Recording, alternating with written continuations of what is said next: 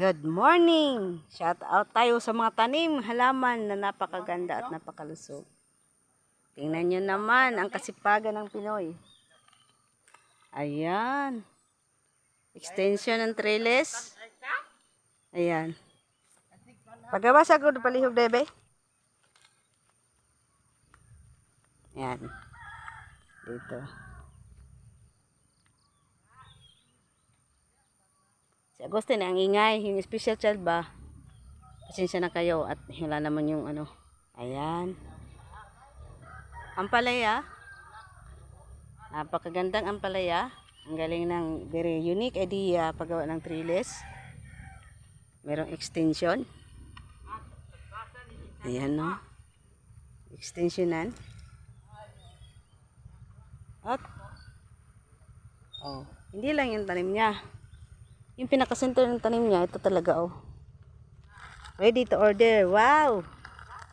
Litos. Yan po ay litos. Ayan.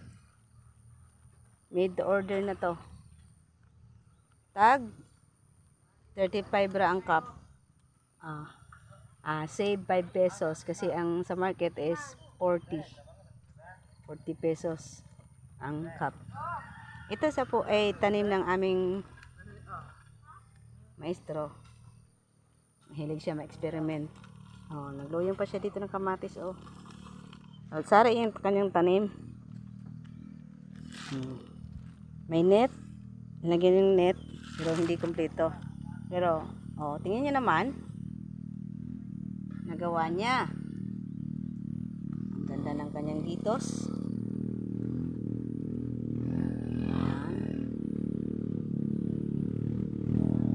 Kapag may tinanim, may aanihin. Sino ba ang gustong umorder ng pangsalad dyan? Meron kami dito. Located at Purok 2, San Roque. Sa ganahan lang, 35 per cup. Ayan, yung isang ganito po. Isang ganito. Ayan, isang puno, 35 pesos. Mahal po kasi ang litos. Ayan.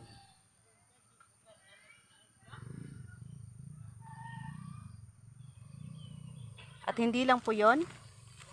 Meron siyang atsal. Ayan. Ayan yung atsal. Ito yung atsal.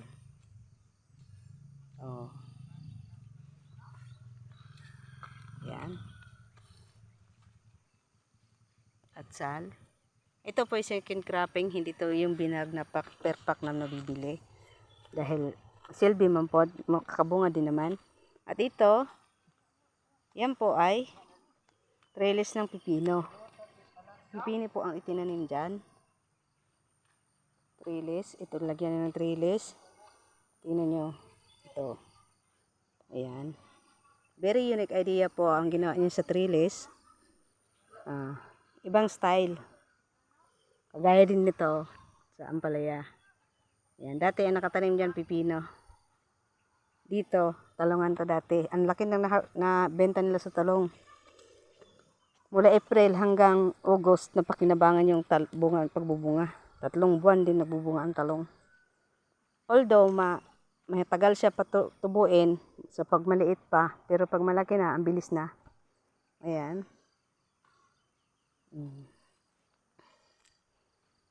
Uy! Meron palang tubo dito. Pag gusto mo kumain ng tubo, tumikim, mayroon siyang tubo. Ang sarap pa naman ng tubo, ang tamis.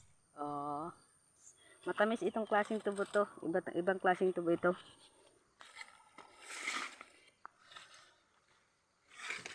Ayan. Uy, mahirap. Ayan.